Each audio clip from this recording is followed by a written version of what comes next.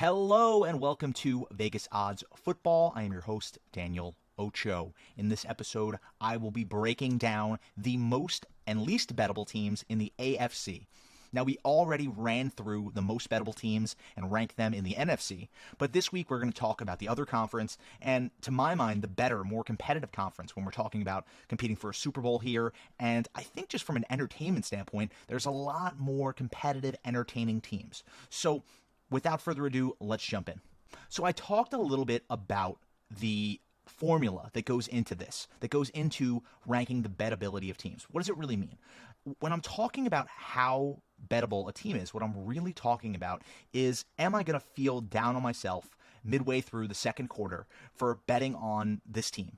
Because this is a coach that I hate. This is a quarterback who I just can't trust to get it done. This is a team that has 100 yards of total offense in the first half. Those are the worst kind of bets to make because you're miserable. The entire time you're running through it, you're watching this team, and you know that your money is essentially on fire. So what I wanted to do here is to rank teams in order from worst to best, how I will feel betting on these teams this year. And in doing that, I'm looking once again at the coach, how much I trust him, whether he's going to do some weird shit like run the ball 27 times in a row, or whether he's going to go for it on fourth down for no reason because the analytics says so, or plenty of other reasons. There's just plenty of coaches who you're never going to feel really good about betting on, even if these are teams that may overperform or may actually do very well. So the next thing I'm looking at here is the quarterbacks, because quarterbacks are one of the most forefront level things we look at when talking about how we bet on teams, right? Because a quarterback is sort of a flashy position. It's where these guys are making their money. This is like the most important position in sports to my mind. Finally, the third barometer that I'm using to rank these teams is fun, because betting's supposed to be fun, right? I want to bet on teams that have fun skill position players, fun, just teams overall, fun ways of running offense, and that sort of builds into coaching. And so that is sort of the third barometer that I'm using to rank these teams. So now, here's our big idea. Let's talk about the most and least bettable teams in the AFC. So number 16 in my rankings is the Houston Texans. And why do I think the Houston Texans are the least bettable team in the AFC this year? The answer is relatively simple.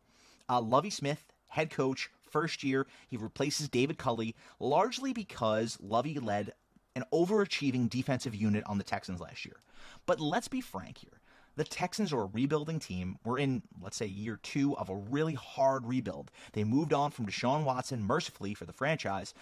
They fired their first-year head coach from last year. They're still in the process of gaining back draft capital that they lost in David Johnson trade a few years ago. They're running out Davis Mills here at quarterback, and Davis Mills actually was a pretty competent player at the end of last year. I think he surprised a lot of people, myself included.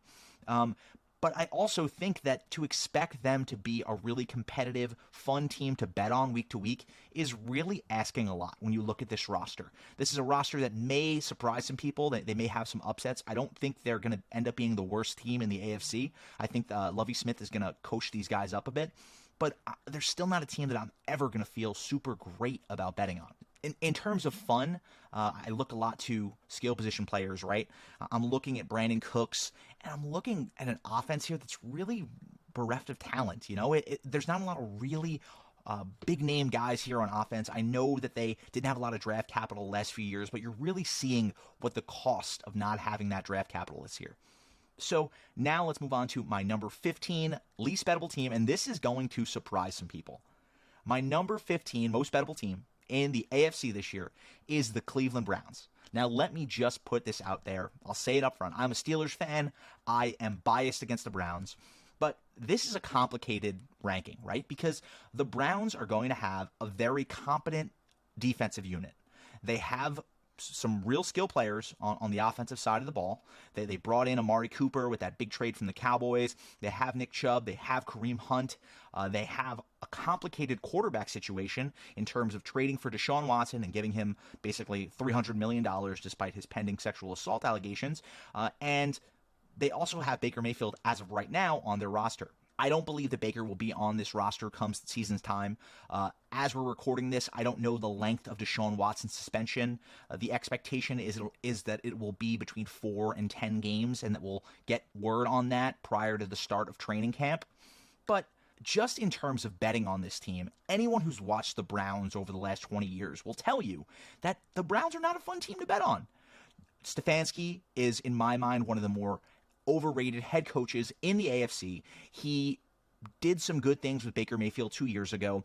Baker played through a lot of injuries last year, but this was a disappointing offense last year. This Browns team over the last 3 to 4 years has just been a major disappointment offensively. I understand that they can run the ball really well, that they rely on play action, that they do some things well, but you have to be lying to me if you tell me that over the last 3 or 4 years you've enjoyed any part of watching this Browns team. I get that they brought in Deshaun Watson, and they're banking on him being a superstar level player to elevate that team and elevate that talent there. But there are so many questions for me going into the season, besides the off-field narratives, the off-field toxicity that's coming with the Deshaun Watson drama, especially with the recent developments in terms of the league possibly being involved, the Texans possibly being involved in some of these allegations. All of this stinks to me. I want to stay as far away from this team as possible. I think people are overrating the Browns based on their love for Stefanski and what seems like a sort of weird obsession with this team over the last several years. This team just isn't the sum of its parts. It doesn't add up to a competitive football team. And on a week-to-week basis, I don't think this is a very fun team. I understand that they dominate the line of scrimmage with their run game, and they have a lot of defensive talent in terms of Myles Garrett really running past guys and just being a freakish defensive player. But to me, this sort of run, play action, weird sort of quarterback vibes, they're not something I want to bet on week to week. And not for nothing, the Browns, until proven otherwise, are a cursed franchise. You're going to feel like shit betting on them in the third quarter when they have 100 yards of total offense, and whoever the backup quarterback for Deshaun Watson is in week 6, because he's still not playing yet, has thrown 2 interceptions. Moving on, my number 14 most bettable team in the AFC, the New York Jets. Head coach Robert Saleh. I don't know what to make of Saleh. I think he really did a good job with this team last year in terms of coaching them up and really being a competitive team. I mean, the Jets last year, they beat the Bengals, the Super Bowl team. They beat the 1-seed Titans. They were beating some really good teams. It wasn't like they were a complete rollover team the way they have been under Gase in the last several years. So while I appreciate what the Jets are building here, my big question mark and what makes them not as bettable as they otherwise might be to me is Zach Wilson. Zach Wilson, to me, is one of the least trustworthy quarterbacks in the NFL this year. He may come out this year and prove that he is another Josh Allen sort of type talent, where he's a raw prospect who requires some time to develop. They certainly had a great draft. I really like a lot of what the Jets did in the NFL draft this year in terms of bringing in talent at running back, at receiver. But what I don't love is that they are banking on a lot of these draft picks hitting and making an immediate impact. And while we've seen teams like the Bengals really have immense success with those draft picks coming in and leading you to be a contender immediately, I'm not sure that's a replicable process for the Jets here. I would be a little more comfortable if they had done a little more in free agency and put together a more complete roster in terms of veterans and young guys. And in terms of fun factor, I actually think there is a lot of fun factor here. It's just that I don't think the fun factor and my appreciation for the head coach can overcome what I think is a major question mark in Zach Wilson. Moving on, let's talk about the Jacksonville Jaguars. The Jacksonville Jaguars' new head coach, Doug Peterson, Super Bowl champion. We all know what he did with Nick Foles, with Carson Wentz, quarterback Trevor Lawrence coming off a disgustingly terrible rookie season. He survived Urban Meyer, one of the worst head coaches of the last 20 years, and they brought in some big quote-unquote free agents. Their big free agents were Christian Kirk, Zay Jones, Evan Ingram. I almost can't laugh. I can't say it without laughing because they gave Christian Kirk so much money that they essentially broke the NFL wide receiver market. But listen, these guys are competent players. I think that Christian Kirk is a competent player, and the reality of having a team in Jacksonville is you have to overpay for guys from time to time. So while I'm sympathetic to that, and I do like Doug Peterson as a coach, and I do think that Trevor Lawrence may actually emerge this year as the player and the talent that people thought he was in college and that he was drafted to be, I'm not going to hitch my wagon to them. I'm going to wait and see with this team. I want to see, and they're very similar to the Jets in this way, where they're in a wait and see zone for me, where early in the season, I want to watch them play. I want to see what this team is like, how this team is being coached, how if they're playing hard, whether they can respond to being punched in the mouth. because to me, that's a real strong sign of coaching. We saw that a lot from a piss-poor Lions team last year. They were getting shit pumped early in the season, and you know what? They still played hard. And as the season progressed, we saw that Lions team progressively get better, and they were in games. They should have won some games. They should have beat the Steelers in midseason.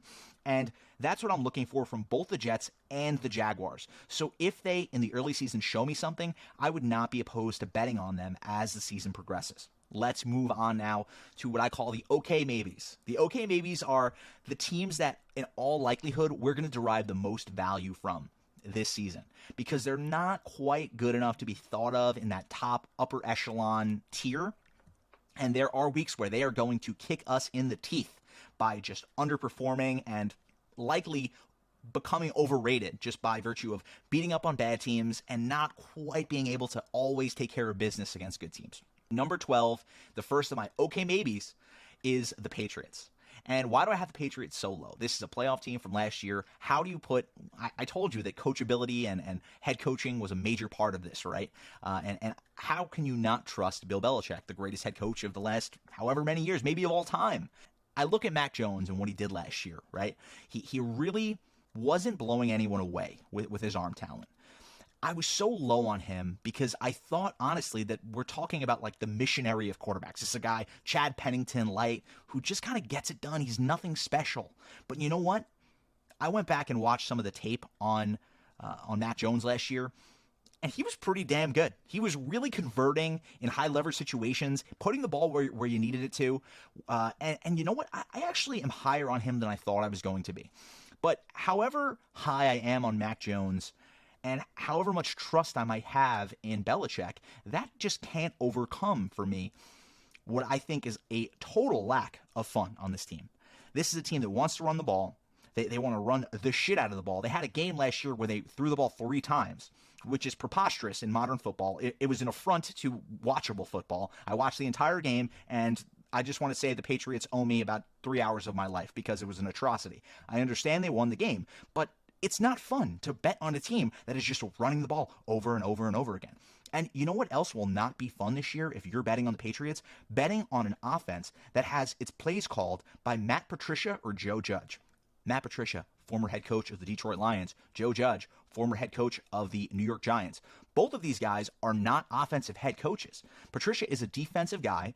Joe Judge is a special teams coach. And yet Bill Belichick seems to think that these two guys have the makings of an offensive coordinator. They're going to be competing before the season starts for the job of offensive coordinator, which is insane. Nothing I've ever heard of in my life. And it's not even like these guys are thought of as offensive geniuses. They are, by and large, failed head coaches. So I cannot bring myself to bet regularly on a team that has Matt Patricia or Joe Judge as its offensive coordinator. I can't do it. And listen, maybe either of these guys may prove me wrong. They may be incredibly competent in that role. I wouldn't bet on it. That's sure as shit. But all I'm saying is, throughout the season, the Patriots are the Patriots, so they likely will take care of business against lesser competition. That's just always a staple of these Belichick teams. But even against mediocre teams, I am staying as far away as possible from the Patriots, at least early in the season, until I can get some sort of sense for whether Belichick has any idea what he's doing with this insane offensive coordinator situation. But let me tell you, if it's week 7 and Matt Patricia's calling plays, you will not catch me dead dropping $1 on this team. So let's move on now to number 11, the Tennessee Titans.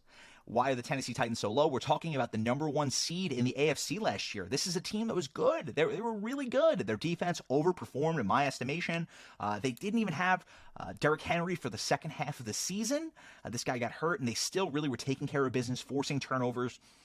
So the reason I have them ranked so low, despite loving head coach Mike Vrabel, despite loving Ryan Tannehill, a guy I call the Tanimal, I really am high on him.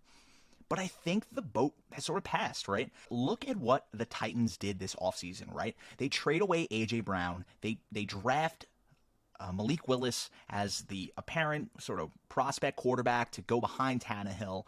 They bring in Treylon Burks. He's a really top-end level talent at wide receiver. But I think that sometimes in the NFL, when a team is telling you who they think they are, we need to believe them.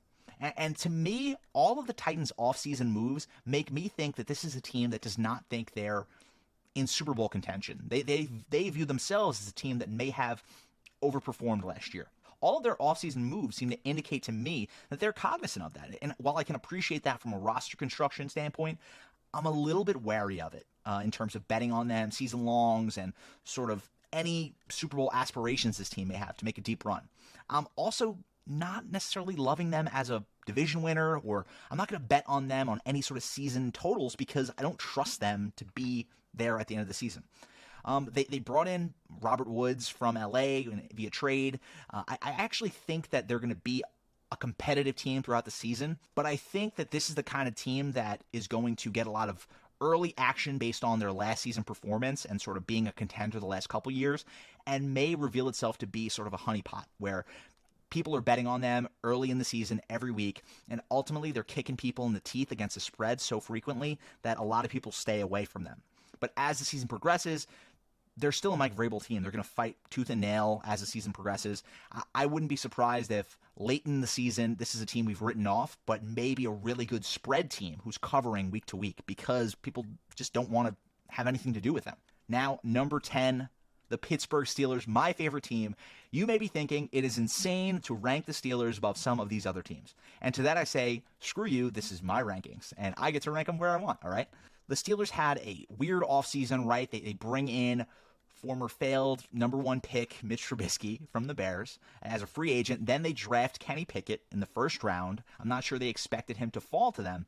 They have a weird quarterback room, right? A lot of unproven talent, a lot of guys who aren't necessarily projected to be world beaters in that room.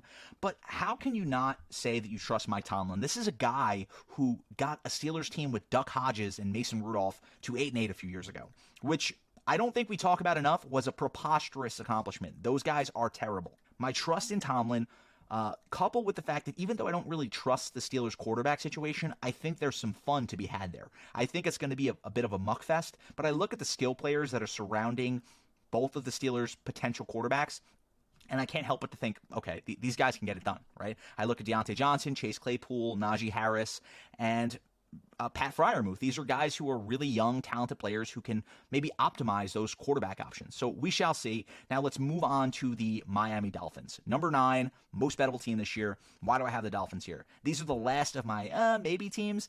And the reason I have the Dolphins here is because they have first-year head coach Mike McDaniels, QB Tua Tagovailoa. I can't say his last name. Nobody can. And the fun factor here, how can you deny it? They bring in Tyreek Hill. They have Jalen Waddle. This team projects to be the fastest team maybe we've ever seen in terms of wide receiver combinations. They're going to be so fun to watch. I'm so excited to bet on them week to week. They may kick my teeth in just because I'm not super high on Mike McDaniels as a head coach based on a lot of what his coaching track record has sort of projected. But then again, it's really difficult to project these kind of things in terms of tracking a coach's offensive play calling to how they're actually going to be as a head coach, because so much of being a head coach is intangible in terms of leading people. So while I'm not high on McDaniel's track record per se, what I'm trusting in here is that people hate Tua Tagovailoa, and nobody wants to bet on him. And I think that the Dolphins may see some benefit from that, right? Because until Tua really wins people over, I think they're going to get pretty generous lines early in the season and as the season progresses. So now we move on to the good, not great section. So this is a four-fold section, 4 teams who are all pretty freaking good. And I'll start off with the Denver Broncos. Nathaniel Hackett, I've talked about it on this podcast, not high on him as a head coach. Russell Wilson was absolutely horrific last year at quarterback. I'm losing faith in his ability to be a top end guy based both on his height and some losses in his mobility and his inability to really use the middle of the field. Listen, there's a world in which Russell Wilson and Nathaniel Hackett can make it work, right? They make Russell Wilson adjust. He starts checking the ball down more. He stops trying to extend plays and taking terrible, pathetic sacks. But there's also a world in which Russ doesn't want to do that. This is a Super Bowl winning quarterback. It's possible he looks at Nathaniel Hackett and says, listen, I came here to do things my way. So while I look at the skill players and the fun factor around the Broncos, guys like Cortland Sutton, Jerry Jeudy, a receiver, Javonte Williams, a running back, Melvin Gordon is still a really good player. And that defensive talent is also amazing. I can't help but think that while this is a team that may elicit a lot of early season bets based on the hype. They may kick the shit out of people in terms of choking, not covering the spread. I think this team's being a little bit overhyped based on the Russell Wilson move, and I would not be surprised if a lot of people are writing them off because I think that this is a hype machine, and I can't rank them lower because of Russell Wilson. I just trust him so much more than any of the other quarterbacks we've already talked about.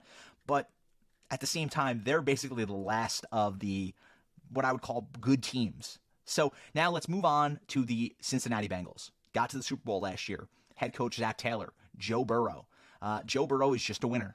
I don't love this Bengals team, I'll be honest with you. They have a fun factor themselves with lots of receiving talent, Jamar Chase, T. Higgins, and then it's just a loaded offensive roster. They got some offensive line talent in the offseason. They addressed their primary need, right? The Bengals overachieved.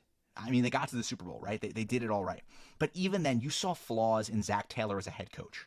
I don't trust him. I haven't trusted him to my own detriment in last year's playoffs. I wouldn't bet on the Bengals. They kept upsetting teams on the money line, on the spread. And you know what? I lost out on that. I just wouldn't believe I was too late to get on that bandwagon. But I'm still going to stay in this corner where I'm doubting Zach Taylor as a head coach. He makes boneheaded plays. He seems to take too long to adjust. And for as much as I trust Joe Burrow as a winner and as a guy who's going to get you there, and I trust the talent on this roster, I cannot move past Zach Taylor being an idiot. While I think that they are the seventh best team probably around there in the AFC still from a talent and quarterback perspective, I just can't get there with them. I can't get to the point of thinking they're a bettable team week to week. So they're good. They're going to cause a lot of heartache, I think, early in the season, people really over betting on them because of their Super Bowl run. So that's something to keep an eye on as the season progresses. Maybe it comes back around, but early on, I'm avoiding them like the plague. Next up, number 6, the Kansas City Chiefs. Okay, I don't trust any quarterback, and I don't trust any head coach more than the Andy Reid, Pat Mahomes combo. So how can they be ranked 6th? They lost so much of their fun factor. That's really what it is for me. They lost a lot of the fun factor with Tyreek Hill gone. And you know what? For me, fun, it's supposed to be fun betting on some of these teams. And you're going to see as we get into what I would call the Locatrons, my final tier that I'm really excited to bet on, these are teams that really have that fun factor still. And the Chiefs, to me, are a team that I think is going to struggle early on and maybe a bit of a wagon as the season progresses and that offense starts to coalesce despite the lack of over-the-top early season difference makers. I wouldn't be surprised if their rookies and some of the talent they brought in terms of Juju Smith-Schuster take some time to really get into the mix there and establish themselves. But once they do, I would be keen on betting on this team, especially in the second half of the season. I'm going to be avoiding them on season-long totals. I'm going to be avoiding them early in the season in terms of money line, or maybe not money line, but at least spread. I think that they tend to be an overbet team just by virtue of having Patrick Mahomes. So I'm going to be avoiding them until they start to get a little stink to them. And once I get that stink, then I want to cash in. Number 5, the last of these good, not great teams, the Indianapolis Colts. Frank Reich head coach. A new quarterback, Matt Ryan, who I think is not as bad as everyone thinks right now. Jonathan Taylor, Michael Pittman add to the fun factor. This is a fun team in terms of defensive talent. Darius Leonard is amazing last year. So many forced fumbles. The way they played defense was just fun last year. It's not like they have an overwhelming number of named defensive players you can think of, but Darius Leonard is a stud, and just the way that they were turning the ball over and forcing turnovers last year was really fun to watch. Now, call it what it was last year. The Colts defense choked in that final Jaguars game to end the season. People laid a lot of blame on Carson Wentz, but the defense had as much of a blame there as Wentz did, in my opinion. What this ultimately boils down to, ranking them at number 5 in my bettability rankings, is that I think the Colts have a bit of a stink to them in the wake of the Carson Wentz drama. And I think that people are starting to lose faith in Frank Reich. So what I like about this Colts team is, and they're certainly losing faith in Matt Ryan. So what I like about them is these are a lot of factors that have the public fading them in terms of season-long totals. I think early season, week to week.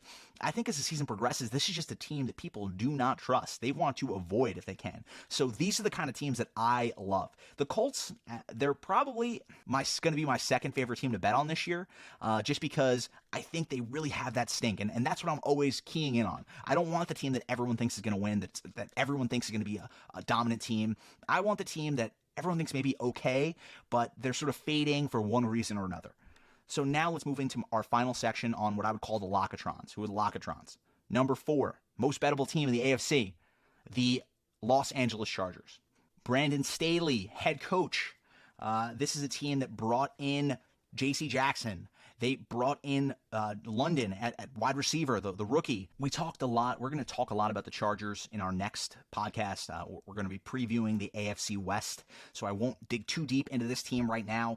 But Justin Herbert, to me, is the most electric quarterback in the sport right now. I understand that Josh Allen makes a lot of plays with his legs. He does a lot of amazing electric things, but Justin Herbert, watching him absolutely uncork a ball 60 yards down the field is like nothing else. It's breathtaking to me. So I am keen on betting on this team. I was high on Brandon Staley as a head coach before he took over last year. He did some absolutely weird shit in terms of going forward on 4th down for no reason last year, so I won't deny that, but at the same time, I'm keen on betting on this team. Number 3 for me, why do I have the Raiders, the Las Vegas Raiders? Nobody wants to bet on the Raiders. Everyone hates Josh McDaniels. Everyone disrespects Derek Carr. They're the Raiders. They seem like a cursed team a little bit. They bring in terms of fun factor, Devontae Adams, Derek Waller, Hunter Renfrow. They have Max Crosby. They bring in Chandler Jones. This is a loaded roster. I think that Josh McDaniels has a bit of a stink to him as a head coach. I think that people in general are going to look at this team as not as good as teams like the Broncos or the Chargers, and they certainly don't have the sticker appeal as any other team does in their division. So I'm keen on betting on them just because I think that there's some value to be had here in terms of I don't think they're going to win that division. I don't think that they're going to necessarily win the Super Bowl, but I think they're going to be a frisky team that on a week-to-week basis is covering games, whether as an underdog or as a favorite against some of these other middle-of-the-road teams. Number 2 for me, Buffalo Bills. The Buffalo Bills are the presumptive best team in the NFL. Sean McDermott, Josh Allen, Stephon Diggs, that defense, they're bringing guys back. They're running it back. This was a team that I think probably should have won the Super Bowl last year if they didn't choke away that Chiefs game. But nothing is given in the sport, right? So while I'm high on this team, what really has me, obviously you have to rank them as number 2, right? They're at this point the most complete team in my mind in the AFC. Josh Allen is maybe the funnest guy to bet on in terms of props. He's running the ball. He's letting loose with his arm. But what sticks out to me really is that they're going to be overbet on because they're the best team. They're the best team, and I don't think there's a lot of value to be had typically with the best team in the AFC. Let's move on finally to what I think is the most bettable team in the AFC. And I'll sort of say this rather succinctly because we're running out of time here, but the Baltimore Ravens are my number 1 team because everyone is overrating everyone else in the AFC. The Ravens were really good last year. They had incredible injuries, a ton of injuries there. Last season, it was unbelievable, actually. Like, there were 2 starting running backs get hurt before the season. Their starting cornerback gets hurt. Marcus Peters gets hurt. And yet they were competitive until Lamar Jackson gets hurt. So now they're bringing back a lot of guys. They bring in Lamar Jackson. He's going to be healthy, God willing, this season. I look at John Harbaugh as a head coach, and to me, he's one of the more trustworthy head coaches in the AFC. In terms of fun factor, Lamar Jackson's about as fun as they come in terms of maybe the best rushing quarterback of all time. I just think the Ravens are going to be the most undervalued team throughout the season this year because they play in a division with the Bengals, who is everyone's darling. Joe Burrow is everyone's darling.